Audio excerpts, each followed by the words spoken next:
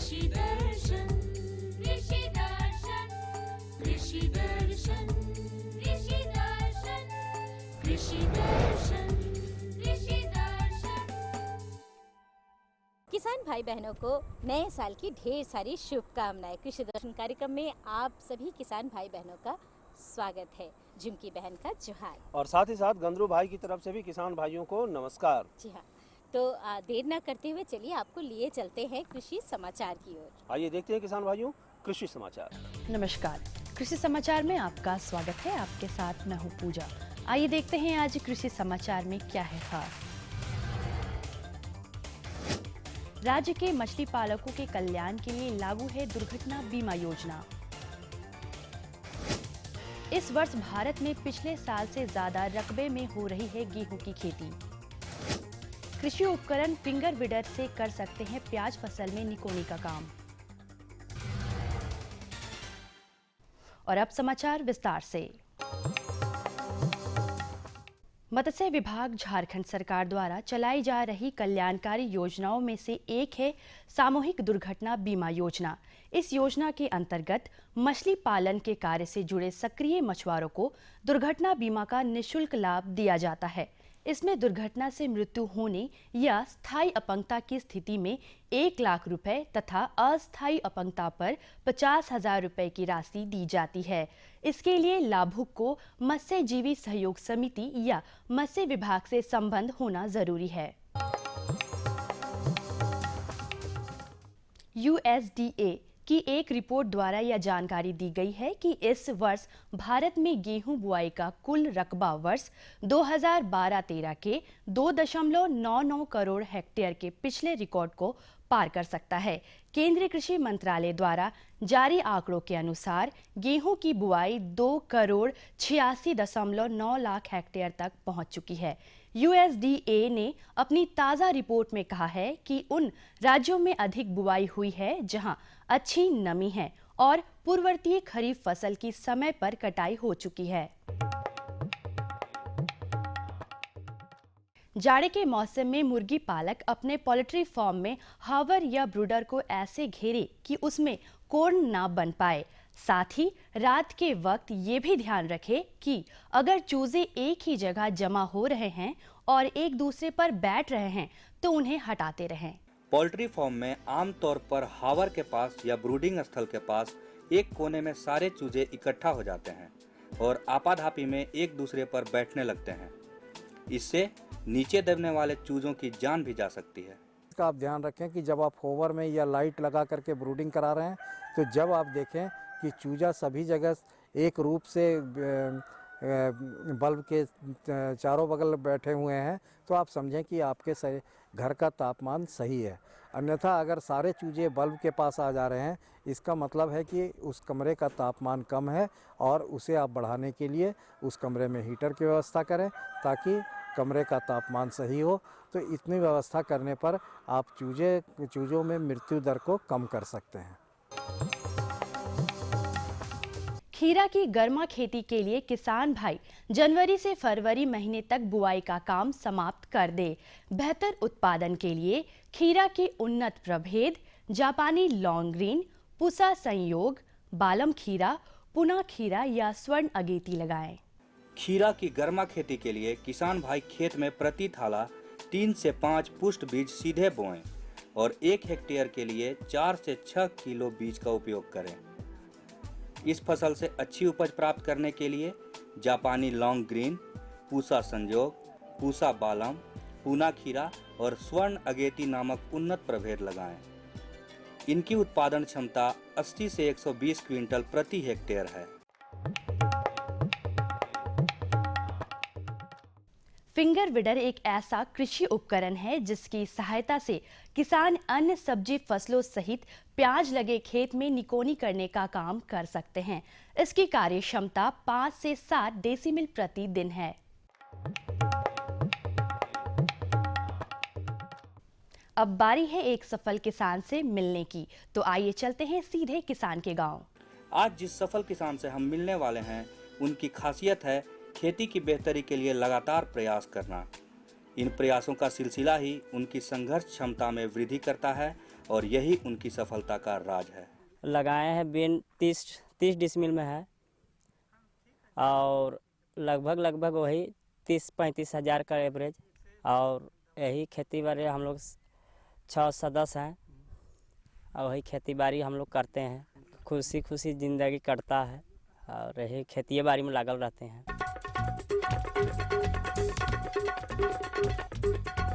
और अब एक नज़र राज्य के 5 प्रमुख शहरों के मौसम के मिजाज पर।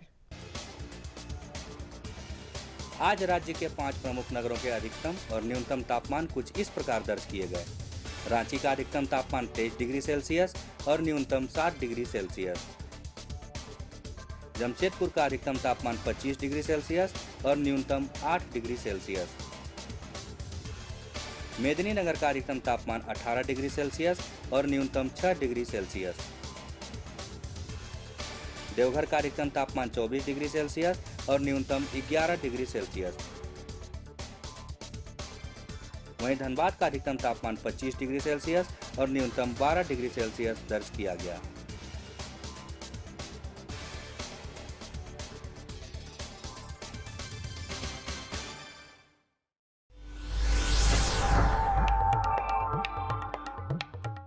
और अब मंडी भाव में आइए नजर डालते हैं अनाजों के भाव पर। आज कृषि उत्पाद बाजार समिति पंडरा रांची में विभिन्न खाद्यान्नों के थोक भाव कुछ इस प्रकार दर्ज किए गए। चावल मोटा 2300 रुपए से 2500 रुपए, चावल मध्यम 2500 रुपए से 2800 रुपए, चावल उत्तम 3700 रुपए से 4350 रुपए, गेहूं 1800 रुपए से 2100 रुपए, चना 3800 रुपए से 4000 रुपए, दाल अरहर 5600 रुपए से 6800 रुपए, दाल मसूर 4700 रुपए से 5600 रुपए, दाल चना 4000 रुपए से 4200 रुपए, सरसों तेल 8800 रुपए से 9400 रुपए, चीनी 3200 रुपए से 3300 रुपए, आलू 850 रुपए से 1050 रुपए और प्याज 1000 रुपए से 1200 रुपए प्रति क्विंटल रहा। कृषि समाचार में आज इतना ही। अगले दिन अगले अंक में फिर होगी मुलाकात कुछ ताज़ा तरीन खबरों के साथ। तब तक के लिए दीजिए इजाजत। नमस्कार, जोहार। कृषि समाचार के अंतर्गत आपने जानकारी ली मंडी के भाव के बारे में, मौसम के मिजाज के बारे में और तरह तरह की खेती बाड़ी के बारे में। लेकिन अब वक्त हो चला है एक छोटे से विराम का। कहीं जाइएगा नहीं, बने रहिए हमारे साथ, हम तुरंत हाजिर होते हैं। ये लो और बताओ। बस। अरे ये क्या भैया जी, बस इतनी सी रासायनिक खाद? किसानी छोड़ रहे हो क्या? किसानी नहीं, नादानी छोड़ रहे हैं। मिट्टी की जांच कराई है। अब तो लालाजी जितनी जरूरत है उतने ही उर्वरक खेत में डालेंगे। हाँ, किसान भाई आज ही अपने जिले की नजदीकी भूमि परीक्षण प्रयोगशाला में मिट्टी की जांच जरूर करवाएं और मिट्टी में पोषक तत्व, नमी व पौधे के विकास को देखते हुए केवल जरूरत के अनुसार ही पोषक तत्व डालें। और हाँ, मिट्टी में गंधक, जस्ता, बोरोन जैसे सूक्ष्म पोषक तत्वों का पता लगाना भी न भूलें। उर्वरक और जैविक खाद के सही उपयोग से भूमि का उपजाऊपन बनाए रखें, उत्पादकता बढ़ाएं, खर्चा घटाएं और बहुमूल्य विदेशी मुद्रा बचाने में भी सहयोग दें। और हाँ, धीमी गति से नाइट्रोजन उपलब्ध कराने वाले उर्वरकों जैसे नीम लेपित यूरिया को प्राथमिकता दें और यूरिया का पत्तों पर छिड़काव करें। अरे वाह, तू तो सचमुच समझदार हो गया रे। अधिक जानकारी के लिए संपर्क करें जिला कृषि अधिकारी या किसान कॉल सेंटर।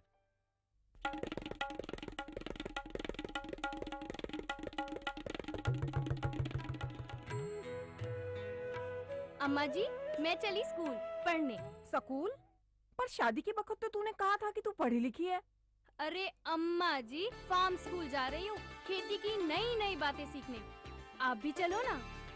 फार्म स्कूल, जहाँ खेतों में पैदावार बढ़ाने की हर बात किसानों को सिखाई जाती है, जैसे मिट्टी के हिसाब से सही खाद, बढ़िया बीज और जरूरत के मुताबिक कीटनाशक, ताकि कम लागत में अधिक मुनाफा। क्या करूं? हाँ, मैं ऐसे ही करूंगा। हाँ, अच्छा, मैं जा रहा हूँ। अच्छा, जी जी जी, हाँ, ठीक है। जी जी जी। किससे बात कर रहे थे इतना हंस कर? किसान कॉल सेंटर, विशेषज्ञ से खेती के बारे में सलाह ले रहा था। सुबह भी, रात को भी? किसान कॉल सेंटर सुबह 6 बजे से रात को 10 बजे तक खुलता है। रविवार को भी? हाँ भाई, साल के 365 दिन खुलता है। और इतना फोन का बिल कौन भरेगा? अरे, किसान कॉल सेंटर की सेवा मुफ्त है। पर तुम ये सब क्यों पूछ रही हो? मैं तो कुछ और ही समझी थी। किसान भाई कृषि संबंधित समस्याओं का अपनी भाषा में तुरंत समाधान पाने के लिए पूरे भारत में किसी भी फोन से राष्ट्रीय हेल्पलाइन नंबर 1800-180-1551 पर संपर्क करें। किसानों का दोस्त किसान कॉल सेंटर। विराम के बाद एक बार फिर से तमाम किसान भाइयों का स्वागत है। जी हाँ। तो झुमकी बहन, अब हम कार्यक्रम में जो जानकारी का सिलसिला है उसको शुरू करते हैं। बिल्कुल, पिटारा खोलिए और जानकारी दीजिए हमारे किसान भाई बहनों को। तो किसान भाइयों, आज हम जो पहली जानकारी लेने जा रहे हैं वो जानकारी है सरसों की खेती के बारे में, यानी सरसों की उन्नत खेती हम कैसे करें। तो आइए इस विषय पर जानकारी लेते हैं और इस विषय पर जानकारी दे रहे हैं हमारे विशेषज्ञ डॉक्टर उदय कुमार सिंह जी। किसान भाइयों, जैसा कि आप जानते हैं कि जाड़े का मौसम है और जाड़े के मौसम में हमें ज़रूरी है कि हम अपने पेड़ पौधे और फसलों की उचित देखभाल करें। तो चलते हैं हमारे विशेषज्ञ के पास। आपको हम बता दें कि हमारे विशेषज्ञ डॉक्टर उदय कुमार सिंह हैं जो हमें बताएंगे कि सरसों की उन्नत खेती किस प्रकार से करें। ये भी आज का हमारा विषय भी है, इसके बारे में हम विशेष जानकारी लेंगे। डॉक्टर साहब, हम आपसे जानना चाहते हैं कि जो है सरसों की जो उन्नत खेती है उसमें जो है हम भूमि का चुनाव जो है वो किस प्रकार से करें, हमारे किसान भाई उसमें क्या क्या चीज़ें लगाएं जिससे कि उसकी पैदावार जो है बढ़ सकती है, तो उसके बारे में हम विशेष जानकारी बताएं। किसान भाई, जैसा अभी रबी मौसम में हम लोग कर रहे हैं, खेती बाड़ी की तैयारी कर रहे हैं, जिसमें तो जहाँ पर हमारा पानी की उपलब्धता जहाँ वहाँ तो हम लोग गेहूं की खेती करते हैं, लेकिन जहाँ हमारा पानी की व्यवस्था कम है, सिंचाई की व्यवस्था कम है, उसमें प्रायः हम लोग तिलहनी फसल का खेती करते हैं। तिलहनी फसलों में हमारे सरसों की खेती रबी सीजन में मुख्य रूप से उपजाई जाती है झारखंड में। और किसान भाई बता दें कि ये हमारे तिलहनी फसल कम लागत एवं कम सिंचाई में अगर इसकी खेती की जाए तो अन्य फसलों की अपेक्षा इसमें काफ़ी लाभ प्राप्त होता है और अधिक पैदावार प्राप्त होती है। दूसरा, जैसा कि हम बता दें कि सरसों में 42% तेल प्राप्त होता है और झारखंड के मिट्टी एवं जलवायु सरसों की खेती के लिए काफ़ी उपयुक्त है। जैसा हम धान काटने के बाद या जो हम खरीफ में जो हमारा धान खेत परती रह जाता है, उन सब खेतों में हम सरसों की खेती बिल्कुल सफल रूप से कर सकते हैं। खेत की जो चुनाव करते हैं हम, खेत कैसे चुनाव करें, खेत की तैयारी कैसे करें किसान भाई, उसके लिए बहुत ज़रूरी है कि खेत को हम समतल ज़मीन का चुनाव करें। ऐसा चुनाव करें जो बलुई दोमट हो, जिसमें पानी जल निकास उचित व्यवस्था हो, सिंचाई की व्यवस्था हो और इसका पीएच मान जो 6.5 से 7.5 के बीच होना चाहिए। ऐसे खेत तैयारी करते समय हम किसान भाई इसको 2 से 3 बार हल से जुताई कर लेते हैं। प्रत्येक जुताई के बाद पटा लगा कर उसको खेत के मिट्टी को भुरभुरा बना लेते हैं, जिससे में उसमें ढेला न बन सके, जिससे हमारा खेत में उसका बीज का अंकुरन अच्छा से अच्छा प्राप्त हो सके। कि जो है सरसों की लगाने का उचित समय कौन सा है उसके बारे में बताएं। वैसे तो हमारा किसान भाई अगेती फसल और उसका उपयुक्त समय जो हम है 20 सितंबर से 20 अक्टूबर तक उपयुक्त माना जाता है, पर इसका पूरा हम खेती जो 15 नवंबर तक किसान भाई पूरे 15 नवंबर या पूरे नवंबर तक खेती हम इसका उपयुक्त समय मानते हैं और इसका अच्छा से अच्छा खेती किया जा सकता है। डॉक्टर साहब, इसकी लगाने की विधि जो है वो विस्तार से हमारे किसान भाई जरूर जानना चाहेंगे, तो वो थोड़ा विस्तार से आप हमारे किसान भाइयों को बताएं। हाँ, ये बहुत ही महत्वपूर्ण एक हमारा मतलब खेती करने का एक तरीका है सरसों का, क्योंकि ये सरसों का बीज बहुत छोटा छोटा होता है और प्रायः किसान भाई इसमें बीज अधिक मात्रा में उपयोग कर लेते हैं, जिससे कि पौधा बहुत घना हो जाता है और जिससे कि उससे बढ़वार अच्छा से नहीं होता है, जिससे हमारा उपज भी कम प्राप्त होता है। तो किसान भाई हम इसको 5 किलोग्राम बीज प्रति हेक्टेयर 1 हेक्टेयर के लिए उपयुक्त होता है, या हम एकड़ में कहें 2 किलोग्राम प्रति एकड़ के दर से हम बीज लगाते हैं। बीज हम तैयार भुरभुरी खेत समतल खेत करने के बाद 30 सेंटीमीटर कतारों से कतार की दूरी लगाते हैं और पौधे से पौधे के बीच में दूरी हम 10 सेंटीमीटर रखते हैं। बीज बोने से पहले किसान भाई बीज को 2 ग्राम वेविस्टिन या कार्बाडाजिम दवा से प्रति किलोग्राम बीज की दर से हम बीज उपचारित अवश्य कर लें। ऐसा बीज उपचारित करने से जो बीज जनित रोग होते हैं, बीमारी होते हैं, उससे किसान भाई हम लोग बचते हैं और आने वाले बीमारी से प्रकोप से बचा जा सकता है। हम आपसे ये जानना चाहेंगे कि उन्नत प्रभेद जो हैं, बहुत सारे ऐसे प्रभेद होते हैं जिससे कि बहुत सारी पैदावार होती है, तो ये कौन कौन से प्रमुख उन्नत प्रभेद हैं हमारे किसान भाई जरूर जानना चाहेंगे। किसान भाई, जो हम लोग प्रभेद का चयन अपने सिंचाई के अनुसार, समय के अनुसार करते हैं। हमारे पास यदि सिंचाई की उपलब्धता है तो उसी अनुसार, या समय से बुआई कर रहे हैं उसी अनुसार हम लोग करते हैं। समय से बुआई करने के लिए कुछ मुख्य रूप से जो अनुशंसित किस्म है, प्रभेद है झारखंड के लिए, उसमें पूसा अग्रणी, NPJ 112, ये 2 वैरायटी है। शिवानी वैरायटी है जो हम इसको आगात फसल भी ले सकते हैं। पछात फसल के लिए हम NRCHB 101 बहुत ही उन्नत किस्म की वैरायटी झारखंड के लिए भी उपयुक्त है। इसके उपज भी बहुत अच्छा देखा गया है। महक है, पूसा जय किसान है और पूसा बोल्ड है। ये 2-3 वैरायटी जो है झारखंड के लिए काफ़ी उपयुक्त है किसान भाई के लिए, और जिसका हम प्रभेद चयन कर सकते हैं खेती के लिए। जी, हम आपसे ज़रूर जानना चाहेंगे कि हमारे किसान भाइयों को नाम के साथ ही ये बताएं कि कौन कौन से ऐसे खाद और उर्वरक हैं जो हमारे जो है खेतों में डालें ताकि सरसों की जो पौधे हैं, जो फसल है, वो अधिक से अधिक पैदावार दे। उसके बारे में आप हमें बताएं। किसान भाई, अधिक से अधिक पैदावार लेने के लिए बहुत ही महत्वपूर्ण है कि हम जो भी खाद या उर्वरक प्रयोग करते हैं वो संतुलित मात्रा में हो। किसान भाई प्रायः यूरिया का प्रयोग ज़्यादा करते हैं जिसमें नाइट्रोजन मिलता है, इसलिए किसान भाई से अनुरोध है और उनसे हम अनुशंसा भी करते हैं कि जब भी हम खाद का व्यवहार करें तो संतुलित मात्रा में करें, उचित मात्रा में करें। इसके लिए जो अनुशंसित दर है हमारे मिट्टी के लिए वो 80 kilogram nitrogen, 40 kilogram phosphorus, 20 kilogram potash और 40 किलोग्राम सल्फर हमारे अनुशंसित है खेत के लिए, जो कि हम सरसों में लगाते हैं। सल्फर इसलिए कि ये तिलहनी फसल में जो गंधक का प्रयोग करते हैं उससे तेल की मात्रा बढ़ती है, उसका उपज भी बढ़ता है, इसलिए इसमें हम डालना बहुत ज़रूरी है। किसान भाई जो कि खाद के रूप में हम करते हैं उसमें अगर हम अमोनियम सल्फेट दें या सिंगल सुपर फॉस्फेट का व्यवहार करें तो उसमें सल्फर प्राप्त हो जाता है।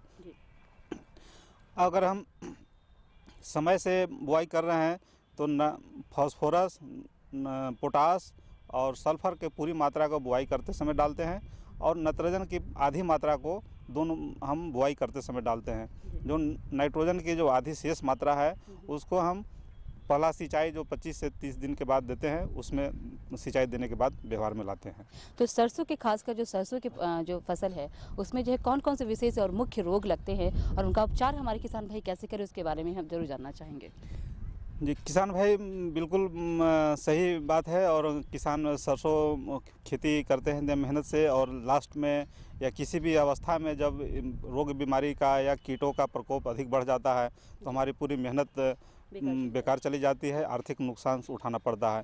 इसलिए सब कुछ व्यवस्था होने के बाद भी हमको उसके बीमारी एवं कीटों से नियंत्रण के लिए उचित प्रबंधन बहुत ही आवश्यक है। मुख्य रूप से जो सरसों के कीड़े हैं, कीट जो है उसमें एफिड, जो माहू के नाम से हर किसान जानते हैं उसको, एफिड है, बिहार हैरी कैटरपिलर है और लीफ माइनर है। ये 2-3 कीट हैं जिसको नियंत्रण करना जरूरी है। इसके लिए किसान भाई हम लोग डाइमेथोएट या मोनोक्रोटोफॉस 1 ml प्रति लीटर पानी में डालकर हम व्यवहार लाते हैं, या 1 लीटर दवा को 600 से 800 लीटर पानी में घोलकर प्रति हेक्टेयर की दर से छिड़काव करें। बीमारी में जो मुख्य हमारा बीमारी लगता है वो पाउडरी मिल्ड्यू बीमारी है सरसों के लिए, जो पौधे पर उजले उजले पाउडर के रूप में जम जाते हैं। इसको नियंत्रण करने के लिए इंडोफिल M45 या रिडोमिल दवा को हम 1 से 1.5 ml प्रति लीटर पानी में घोल बनाकर किसान भाई उसको छिड़काव करें तो अवश्य रूप से नियंत्रण हो जाएगा। तो डॉक्टर साहब का पहले हम धन्यवाद करते हैं जो आप हमारे इस कार्यक्रम में हमारे इतनी अच्छी जानकारियाँ दी। डॉक्टर साहब का बहुत बहुत धन्यवाद। बहुत बहुत धन्यवाद। वाह, ये जानकारी तो बहुत ही बढ़िया लगी। आपको भी उम्मीद है बहुत ही बढ़िया लगा होगा। बिल्कुल। तो किसान भाइयों, अभी आप जानकारी ले रहे थे सरसों की उन्नत खेती के बारे में, और अगली जो जानकारी हम आपको देने जा रहे हैं वो जानकारी है दलहनी फसलों के बारे में। यानी दलहनी फसलों में अगर कीट लग जाए, रोग लग जाए तो हम उसका निदान कैसे करेंगे, और इस विषय पर जानकारी देने के लिए हमारे साथ मौजूद हैं हमारे विशेषज्ञ डॉक्टर देवेंद्र प्रसाद जी। आइए लेते हैं ये महत्वपूर्ण जानकारी। किसान भाइयों, जैसा कि आप सभी जानते हैं कि अभी दलहनी फसलों का मौसम जोरों पर है। ऐसे में दलहनी फसलें जो हमारे प्रदेश में लगती है, इसमें कौन कौन से कीट लगते हैं और इसका निदान कैसे किया जाता है, इसके लिए हम बिरसा कृषि विश्वविद्यालय में मौजूद है और हमारे साथ विशेषज्ञ मौजूद है डॉक्टर देवेंद्र प्रसाद जी। डॉक्टर साहब, सबसे पहले किसान भाइयों को ये बताइए कि दलहनी फसलें जो अभी लगी हुई हैं उसमें कौन कौन से प्रमुख कीटें लगती हैं? हाँ, बड़ा आपने प्रश्न बहुत अच्छा किया है। अभी जो देख रहे हैं मटर का पूरे झारखंड राज्य में काफ़ी ज़ोर शोर से मतलब फसल खड़ी है। अब बहुत जगह देखे हों कि मटर में एक तो उसमें मधुआ का प्रकोप होता है, मधुआ जो है या और लाही, ये दोनों जो है रस चूसने वाले कीड़े हैं और ये पत्तियों का या कोमल भागों का रस चूसते रहते हैं, जिसके कारण पत्तियां टेढ़ी मेढ़ी हो जाती है, पत्तियां मुड़ जाती है और उस पत्तियां पीली पड़ जाती है। और भूरा मधुआ या फिर हरा मधुआ के कारण ये पत्तियां जल करके एकदम सूख जाती है, तो इसमें मतलब उपज में भारी कमी आ जाती है। और उसके अलावे जब इसमें फलियां बनना शुरू होती है तो फली छेदक का प्रकोप हो जाता है। ये फली छेदक जो है काफ़ी अंदर के जो बीज को खा जाते हैं, जिसके कारण ये बीज का नुकसान हो जाता है और बाज़ार भाव में भारी कमी आ जाती है। तो इससे किसानों को भारी नुकसान उठाना पड़ता है। और ये जो फली छेदक है, ये फली छेदक चना में भी लगता है, चना है, मसूर है, उसमें भी लगता है। और ये फली छेदक का जो मुख्य पहचान है, ये अपना अगला भाग जो है फलियों के अंदर प्रवेश कर देता है और पिछला भाग लटका हुआ रहता है। और एक बात मैं बता देना चाहता हूँ किसान भाइयों को कि अभी ये बड़ा दिन जैसे आ रहा है, करीब करीब ये दिसंबर के अंतिम सप्ताह में या जनवरी के प्रारंभिक सप्ताह में जब आकाश में कुछ बादल आ जाते हैं तो ये लाही का प्रकोप बहुत अधिक हो जाता है। और जब अधिक हो जाता है तो उसमें भारी कमी हो जाती है, उपज में काफ़ी नुकसान देखना पड़ जाता है। तो किसान भाइयों को मैं सलाह देना चाहता हूँ कि ये जो है लाही हो या मधुआ हो, इसके लिए सबसे जो अच्छी दवा है, अच्छी कीटनाशक है, उसका नाम है इमिडाक्लोप्रिड। इमिडाक्लोप्रिड दवा का नाम है इमिडाक्लोप्रिड। इसकी मात्रा होती है 10 लीटर पानी में 6 से 7 मिलीलीटर का घोल बनाते हैं। और चूँकि पानी 10 लीटर है तो 10 ग्राम सर्फ या कपड़े धोने वाला जो भी पाउडर है उसको अच्छी तरह से मिलाने के बाद छिड़काव करते हैं। तो ये लाही हो गया, मधुआ हो गया या थ्रिप्स हो गया, जैसे मटर के फूल में थ्रिप्स का भी प्रकोप देखा जाता है, जिसके कारण मटर का फूल गिर जाता है और फलियां नहीं लग पाती हैं। तो ये तीनों कीट का, लाही, मधुआ और थ्रिप्स या कोई बग भी लगता हो, उसको भी ये नियंत्रित करता है। चना में क्या है, ये फली छेदक प्रारंभिक अवस्था में पत्तियों को खाता है, तो पत्तियों को नुकसान करता है, लेकिन थोड़ा बहुत नुकसान से कोई ज़्यादा हानि नहीं पहुंच पाती है। लेकिन जैसी फलियां बनना शुरू हो जाता है, ये फलियों को काफ़ी नुकसान करता है और उसमें बन रहे दाने को खा जाता है। तो इसको नियंत्रण करना बहुत ही आवश्यक है। इसके लिए दवा का नाम किसान भाई नोट कर लें। दवा का नाम है इंडोक्सा कार्ब। इंडोक्सा कार्ब 10 लीटर पानी में 5 मिलीलीटर का घोल बनाते हैं और उसमें 10 ग्राम सर्फ या कपड़े धोने वाला पाउडर का अच्छी तरह से घोल बना करके और मशीन के द्वारा छिड़काव करते हैं। कहीं कहीं अगर इंडोक्सा कार्ब नहीं मिल पाता है तो हम लोग लैम्डा सिहालोथ्रिन ये दवा है। इस दवा का भी 10 लीटर पानी में 5 ml का घोल बनाते हैं और छिड़काव करते हैं। तो जितना भी तरह का ये पिल्लू जो है, फली छेदक हो या और भी पिल्लू पत्तियों खाने वाला हो, उसको बहुत ही अच्छी तरह से नियंत्रित करता है। ये कि कौन से ऐसे लक्षण होते हैं जिसे देखकर किसान भाई जान पाएंगे कि ये कीट लगा हुआ है दलहनी फसल में, ये कैसे जान पाएंगे? ये तो बहुत ही आसान बात है। जैसे मैं प्रारंभिक अवस्था में लाही की बात किया, अभी लाही का प्रकोप आप हर किसान भाई जो सेम लगाते हैं, तो सेम में जो फूल है या कोमल टहनियाँ है या फलियाँ है, पूरा काला काला ढक जाता है। लाही, ये काले वाला का प्रकोप, लाही का प्रकोप आपका सीम में या चना में होता है। लेकिन मटर में जो है वो हरा पीला लाही का प्रकोप होता है और पत्तियों के निचले सतह में बहुत छोटे छोटे कीट होते हैं। और इसका प्रकोप जब हो जाता है तो पत्तियां टेढ़ी मेढ़ी हो जाती है, पत्तियां पीली पड़ जाती है और पत्तियों को निचले सतह में देखा जाएगा तो उसमें लाही है या मधुआ है, वो आसानी से दिखाई पड़ जाते हैं। डॉक्टर साहब आगे किसान भाइयों को ये बताइए कि ये जो कीट लगते हैं, लाही वगैरह जो कीट लगते हैं, इसकी रोकथाम के लिए किसान भाई क्या उपाय कर सकते हैं? हाँ, अभी मैंने बताया ना कि लाही जहाँ लगा हो, मधुआ लगा हो, थ्रिप्स लगा हो या कोई भी रस चूसने वाला बग लगा हो, उसके लिए इमिडाक्लोप्रिड 10 लीटर पानी में 6 से 7 ml या मिलीलीटर का घोल बनावें, और 10 लीटर पानी है तो 10 ग्राम सर्फ या कपड़े धोने वाला साबुन का घोल बना करके और अच्छा मशीन के द्वारा छिड़काव करें। तो बहुत ही कारगर दवा है। या फिर नीम से बना हुआ दवा का प्रयोग करें। दलहनी फसलों में लगने वाले कीट एवं इनके रोकथाम के लिए कितनी अच्छी जानकारियाँ दी। हम आशा करते हैं ये सभी जानकारियाँ आपके लिए बहुत लाभप्रद सिद्ध होंगी और आप इनकी कीटों की रोकथाम करके इन सभी उपायों से आप कीटों के रोकथाम करके ज़्यादा से ज़्यादा मुनाफा कमा पाएंगे, ज़्यादा से ज़्यादा दलहनी फसल उगा पाएंगे। किसान भाइयों, इस अंक में बस इतना ही। डॉक्टर साहब, आप हमारे कार्यक्रम में आए, आपका बहुत बहुत धन्यवाद। नमस्कार। एक जानकारी और बाकी रह गई हमारे किसान भाई। बिल्कुल बिल्कुल, मैं समझ रहा हूँ और वो जानकारी IMD पुणे से हमें प्राप्त हुई है किसान भाइयों। तो आइए, ये छोटी मोटी जानकारी है लेकिन विशेष जानकारी है, इस जानकारी को भी हम ले लेते हैं। भारतीय मौसम विभाग पुणे से प्राप्त आज का मौसम पूर्वानुमान इस प्रकार है। आकाश में हल्के बादल रहेंगे। हवा 2 किलोमीटर प्रति घंटा की गति से उत्तर दिशा से पश्चिम की ओर चलेगी। आज का अधिकतम तापमान 24 डिग्री सेल्सियस और न्यूनतम 10 डिग्री सेल्सियस रहने की संभावना है। अब मौसम पूर्वानुमान पर आधारित कृषि सलाह। मसूर एवं चना फसल में बुआई के 50 से 55 दिनों बाद फूल आने से पहले एक सिंचाई जरूर करें। जो किसान आलू फसल लगाए हुए हैं वो 7 से 10 दिनों के अंतराल पर नियमित रूप से सिंचाई करते रहें। समय से बोई गई तोरिया फसल तैयार होने के कगार पर है। इसकी फलियां सुनहले पीले रंग की हों तभी काटें और उसे 2 से 3 दिनों तक धूप में जरूर सुखा लें। चलिए, ये काम भी हमारा पूरा हुआ, लेकिन एक काम आपका बाकी रह गया। हमारा पता फटाफट नोट कीजिए ताकि आप अपने सुझाव और समस्या हम तक लिखकर जरूर भेज सके। हमारा पता है कार्यक्रम कृषि दर्शन, कृषि प्रकोष्ठ, द्वारा केंद्र निदेशक, दूरदर्शन केंद्र, रातू रोड, रांची। पिन संख्या है 834-001। तो हमें रहेगा आपके खतों का बेसब्री से इंतजार। लिखना ना भूलिएगा। तो किसान भाइयों, इसी के साथ हम सभी को दीजिए अनुमति।